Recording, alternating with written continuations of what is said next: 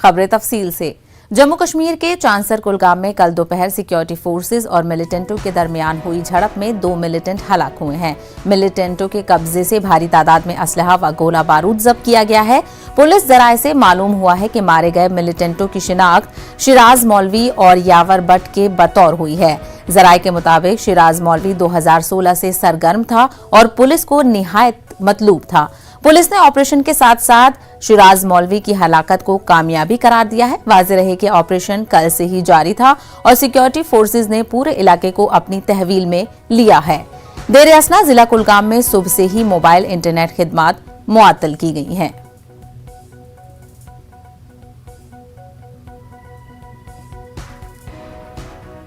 मामले पर मजीद बातचीत करेंगे हमारे नुमाइंदे ज़हूर रिजवी। ज़हूर रिजवी, अब तक हम ये देख रहे थे कि ऑपरेशन के दौरान जो मोबाइल इंटरनेट की खिदमात हैं वो मुअत्तल नहीं की गई थी, लेकिन अब ताज़ा इत्तला ये आ रही है कि मोबाइल इंटरनेट खिदमात को मुअत्तल किया गया है। जी बिल्कुल साहिबा, मैं आपको बताऊं कि ये मोबाइल इंटरनेट खिदमात जो हैं, चूंकि आपने खुद भी एंकर में कहा कि जो 2 मिलिटेंट मारे गए हैं इसमें एनकाउंटर में वो मकामी हैं और चूंकि इन दोनों का ताल्लुक जो है कुलगाम से ही है। अगर हम शिराज मौलवी की बात करें या फिर यावर भट्ट की, तो ये दोनों मकामी मिलिटेंट हैं। तो सिक्योरिटी फोर्सेज ने जो है एहतियाती तौर पे मोबाइल इंटरनेट खिदमात जो है सुबह से ही मुअत्तल कर दी हैं। हालांकि जो ब्रॉडबैंड इंटरनेट है वो चल रहा है, लेकिन जो मोबाइल इंटरनेट खिदमात है वो मुअत्तल की गई है। इसके साथ साथ जो है सिक्योरिटी फोर्सेज ने चौकसी बढ़ा दी है और हम आपको बताएं कि जो कुलगाम और इसके मुलहिका इलाके हैं वहां पे भी चौकसी बढ़ा दी गई है। और हम आपको ये बताएं कि जो एनकाउंटर की साइट है वहां पे पुलिस ने ये लोगों को इतला दी है कि वो पहले सैनिटाइज करेंगे पूरे इलाके को, तब जाके लोग जो हैं इधर उधर जा सकते हैं। फिलहाल अभी हमारे पास यही इतला है कि जो पुलिस ने क्लेम किया है कि 2016 से जो शिराज मौलवी एक्टिव थे, काफी सरगर्म थे और A++ कैटेगरी के मिलिटेंट थे, उनको हलाक किया गया है। साथ में यावर बट जो मकामी मिलिटेंट है वो भी, तो उन्हें भी हलाक कर दिया गया है। हालांकि इसमें पुलिस ने ये भी कहा है कि इनके खिलाफ 19 FIR जो हैं वो लगे हुए थे और रिक्रूटमेंट मिलिटेंट्स रैंक्स में रिक्रूटमेंट का प्रोसेस जो है वो शिराज मौलवी देखते थे और ये बहुत बड़ी कामयाबी जो है वो पुलिस इसको देख रही है।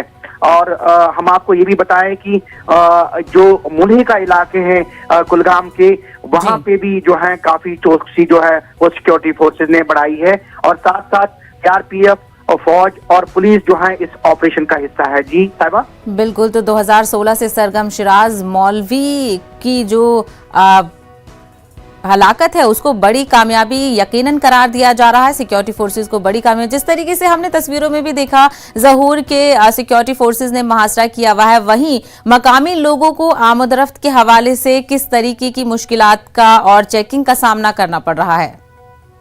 देखिए साहिबा, मैं आपको बताऊं कि कल यूं ही एनकाउंटर शुरू हुआ तो एनकाउंटर के बिल्कुल उस मकाम पे कुछ लोग ताजियत पुरसी के लिए, क्योंकि वहां पे एक ताजियत भी चल रही थी, तो उस ताजियत पुरसी में कुछ लोग फंसे हुए थे, लेकिन पुलिस ने उनको फैसिलिटेट किया, उनको जो है महफूज मकामात की तरफ मुंतकिल किया। क्योंकि विजुअल्स में भी आप देख सकते हैं काफी तादाद है लोगों की, बच्चों की, बुजुर्गों की, औरतों की, जो महफूज मकामात की तरफ जो है वो जा रहे हैं। और कुल मिलाकर अगर हम बात करें, क्योंकि इस इलाके को पूरी तरह से सैनिटाइज किया जा रहा है और ये जो सिक्योरिटी फोर्सेज हैं ये देख रहे हैं कि कुछ और इन्हें मत जो है और कोई कामयाबी मत मिल जाएगी। लेकिन फिलहाल अब ये कहना है कि पुलिस ने भी जो है लोगों को काफी फैसिलिटेट किया वहां पे।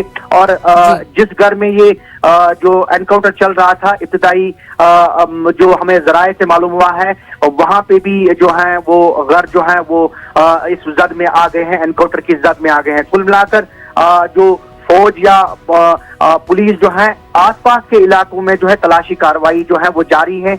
इसके जितने भी गिरदनवाह के इलाके हैं वहां पे फौज ने चौकसी बढ़ा दी है, जैसे कि मैंने आपको पहले भी बताया, वो तलाशी कार्रवाई भी जारी है। बिल्कुल, तो चौकसी बरकरार है, तलाशी कार्रवाइयां भी की जा रही हैं। वहीं आखिरी सवाल ज़हूर मोबाइल इंटरनेट के हवाले से है, क्या कुछ बताया गया है कि कब तक ये खिदमात मुअत्तल रहेंगी?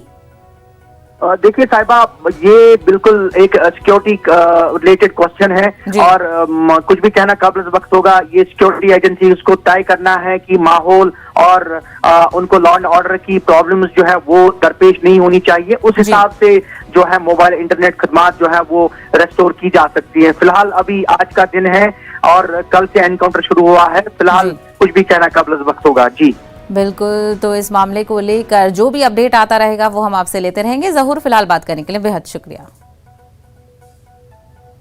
हिंद बांग्लादेश सरहद पर बीएसएफ ने 2 बांग्लादेशी स्मगलरों को मार गिराया है। ये वाकया बीती शब पेश आया। सरहद पर मौजूद बीएसएफ के जवानों ने हिंदुस्तानी हुदूद में घुसने की कोशिश कर रहे थे। स्मगलरों को मुतनब्बा किया गया, लेकिन उन्होंने न सिर्फ अनसुनी की बल्कि बीएसएफ की टीम पर हमला कर दिया, जिसके दिफा में जवानों ने फायरिंग की।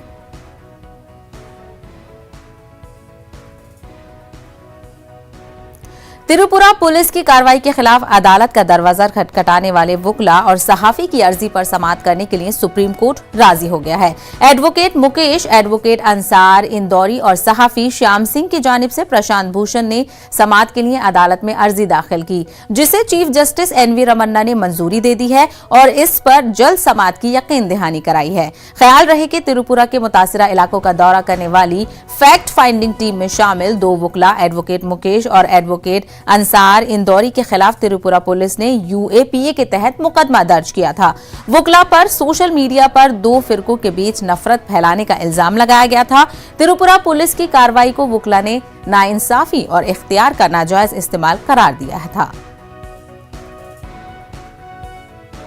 वहीं त्रिपुरा तशद्दुद मामले के बाद मुल्क के कई हिस्सों में एहतजाज का सिलसिला जारी है। आज महाराष्ट्र में रजा एकेडमी की जानिब से बंद का ऐलान किया गया है। रजा एकेडमी की जानिब से मनाए जा रहे इस बंद को कई दीगर तंजीमों ने हिमायत की है। बंद पुरअमन तरीके से मनाया जा रहा है।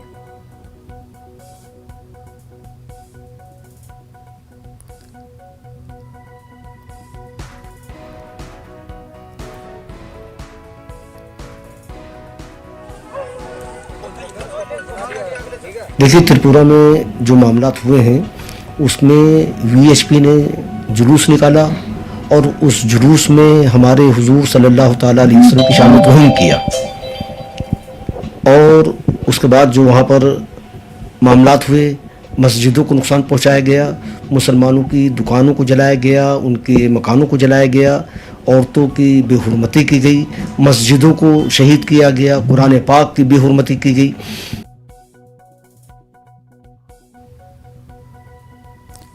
तो आपने देखा कि बंद की कॉल दी गई है। नहीं, बल्कि जो लोग भी इंसानियत पे अमल करते हैं, जो लोग भी इस देश की एकता को चाहते हैं, इन सब को त्रिपुरा जैसी घटनाओं का बिल्कुल से पुरजोर निंदा करना चाहिए। इस देश के अंदर इस तरह की घटनाएं होंगी तो देश हमारा पीछे जाएगा। कहते हैं ना कि जलेंगे हम तो जल जाएगा सारा, आशियाँ माली समझ सहने गुलशन में मेरा ही आशियाना है। आग नहीं जानती कि कौन सा मुसलमान के घर है, कौन सा हिंदू के घर है। गोली नहीं जानती कि कौन सा हिंदू को है, कौन मुस्लिम है। गोली किसी को भी लग सकती है। अगर आप त्रिपुरा के लोगों, अगर तुम 10 मुसलमान को मारोगे, अगर एक हिंदू भाई मर गया तो उसका लॉस होगा कि नहीं होगा। ये बंद होना चाहिए और बिल्कुल ऐसी चीज़ों पर हम सबको इकट्ठा होकर के इसके खिलाफ आवाज़ उठाना चाहिए। तो ये थे महाराष्ट्र समाजवादी पार्टी के सदर, जिन्होंने त्रिपुरा को लेकर महाराष्ट्र बंद की हिमायत की है। आगे बढ़ेंगे, बात करेंगे तेलंगाना की। मरकजी हुकूमत के तरीकेकार पर नाराजगी जाहिर करते हुए आज रियासत भर में टीआरएस पार्टी की जानिब से एहतजाज किया जा रहा है। तेलंगाना में एमएलसी इंतखाबात के ज़ाब्ते इखलाक नाफिज होने की वजह से पहले से ही टीआरएस पार्टी लीडरों ने अजला कलेक्टर से इजाजत हासिल कर ली है। रियासती वुज़रा को अपने अपने हलकों में एहतजाज करने का केसीआर ने मशवरा दिया। टीआरएस पार्टी मरकजी हुकूमत की जानिब से धान की खरीदारी तक एहतजाज करने पर बजिद हैं। इस एहतजाज में बड़ी तादाद में किसान भी हिस्सा ले रहे हैं। तेलंगाना कांग्रेस पार्टी के वर्किंग प्रेसिडेंट केटीआर सिरसिला और रियासती वजीर हरीश राव अपने हलका सिद्दीपेट में मुनक्किदा एहतजाज में हिस्सा लेंगे। इसी मामले पर मजीद बातचीत करेंगे। हमारे नुमाइंदे संजय तिवारी इस वक्त जुड़ गए हैं। संजय तिवारी, अब तक तो केसीआर मरकजी हुकूमत की तमाम पॉलिसियों की हिमायत करते हुए दिखाई देते थे। क्या ये जो एक्शन है, ये हुजूराबाद में जो नाकामी टीआरएस को मिली है, उसका रिएक्शन है? साहिबा, बहुत हद तक आपकी बात एकदम सही है। दरअसल अब टीआरएस को समझ में आ गया कि जो मेन ऑपोजिशन पार्टी है वो अब कांग्रेस की जगह शायद बीजेपी वो जगह लेने जा रही है। और हुजूराबाद में जिस तरह से जो टीआरएस ने अपनी पूरी ताकत झोंक दी, उसके बावजूद अगर बीजेपी वहां जीत जाती है तो ये कहीं ना कहीं खतरे की घंटी है पार्टी के लिए कि अब मुख्य विपक्षी दल के तौर पर कांग्रेस की जगह बीजेपी से उसको हेड ऑन करना होगा। और जाहिर तौर पर इसी रूप में टीआरएस नजर भी आ रही है। मुख्यमंत्री ने जो ये धान की खरीदी को लेकर जो पूरे तेलंगाना में जगह जगह धरना प्रदर्शन और एमएलए एमएलसी मंत्री को कहा है कि वो धरना दें, तो वो साहब आज जो है वो प्रदर्शन कर रहे हैं। हालांकि खास बात शहबा इसमें ये नजर आ रही है कि जो बहुत बड़े संख्या में जो फार्मर्स हैं, किसान हैं, उनको मोबिलाइज नहीं होते हुए नहीं नजर आ रहे हैं। सिर्फ जो टीआरएस पार्टी के कार्यकर्ता और नेता हैं वही वो जगह जगह धरना प्रदर्शन कर रहे हैं। बहुत बड़ी संख्या में कहीं पर भी भीड़ जमा नहीं है, लेकिन जो है वो कोई एक तरह से कि टीआरएस ने इस बात का शंखनाद कर दिया है कि वो अब आगे जो है वो इस मूवमेंट को आगे लेके जाएगी। और कुल मिला के जनता में ये मैसेज देना चाहते हैं कि जो बीजेपी है वो किसान विरोधी है। तो कुल मिला के ये जो अब बीजेपी और टीआरएस दोनों आमने सामने हैं धान खरीदी के मुद्दे पर। और वो लगातार ये बीजेपी भी टीआरएस पे आरोप लगा रही है कि धान खरीदी स्टेट गवर्नमेंट नहीं कर रही बल्कि किसानों को गुमराह कर रही है। तो इस तरह से दोनों पार्टियां आमने सामने। बिल्कुल, अभी तक कहीं ना कहीं देखा गया था कि टीआरएस किसानों को लेकर बहुत वाजे बयान नहीं देती हुई नजर आई थी, लेकिन अब शायद वो किसानों के मुद्दे को लेकर मरकजी हुकूमत को घेरने की कोशिश कर रही है। वहीं संजय जल्दी से बताएगा ये कि किन किन जगहों पर ये एहतजाज करने की बात कही गई है। सभी जिला केंद्र जो है वहाँ डिस्ट्रिक्ट प्लेसेस हैं उनके वहाँ पर ये धरना करने के लिए कहा गया है। जो टीआरएस के एमएलए हैं, एमएलसीज हैं, कॉर्पोरेटर्स हैं, उन सबको इसमें शामिल होने के लिए कहा गया है। हैदराबाद में इंदिरा पार्क पर धरना दिया जा रहा है। इसके अलावा सिरसिला में, सिद्दीपेट में कई जगह से हमारे पास तस्वीरें आ रही हैं और जो धरना प्रदर्शन की खबरें आ रही हैं वो लोग वहाँ पर जमा है। बाकायदा मंच लगाया गया है, कारपेट बिछाया गया है और जो टीआरएस के नेता हैं वो वहाँ पर इकट्ठा हैं बहुत बड़ी संख्या में। जैसे मैंने बताया, कोई किसानों को मोबिलाइज नहीं किया गया है, पार्टी के नेता, पार्टी के कार्यकर्ता वहाँ पर इकट्ठा हैं और वो ये धरना दे रहे हैं। 3 घंटे का ये धरना चलेगा, 10 बजे से 1 बजे तक। 1 बजे के बाद ये डिसॉल्व हो जाएगा। जी बिल्कुल, तो मरकजी हुकूमत की धान की खरीदी के खिलाफ ये धरना शुरू हो गया है। 3 घंटे तक ये धरना रहेगा, जिस तरीके से हमारे नुमाइंदे ने बताया। और देखना ये होगा कि इस एहतजाज के थ्रू किस तरीके से मरकजी हुकूमत को टारगेट करने की कोशिश की जाती है। संजय, हमसे बात करने के लिए बेहद शुक्रिया। कोरोना वबा के दौरान बाहमी इमदाद और इन्हिसार का जज्बा मुस्तहकम हुआ है। मुल्क इस वबा से मुत्तहिद होकर मुकाबला कर रहा है। टीकाकारी के ऐलान के बाद हम बेहतर ताउन करें जिससे हम कोरोना को मात देने की जानिब कदम बढ़ा सकें। नेटवर्क 18 इस मुहिम में हर कदम पर आपके साथ रहेगा। जब तक सभी महफूज नहीं तब तक कोई महफूज नहीं होगा। इसी सोच की बुनियाद पर हमारी मुहिम संजीवनी का मकसद ये यकीनी बनाना है कि वैक्सीन पाना सभी हिंदुस्तानियों का हक है।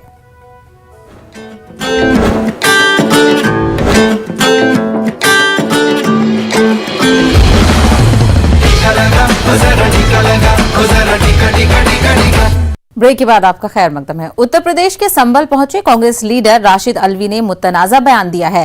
राशिद अल्वी ने बीजेपी की तरफ इशारा करते हुए कहा है कि जय श्री राम का नारा लगाकर आवाम को गुमराह करने का काम बीजेपी करती है।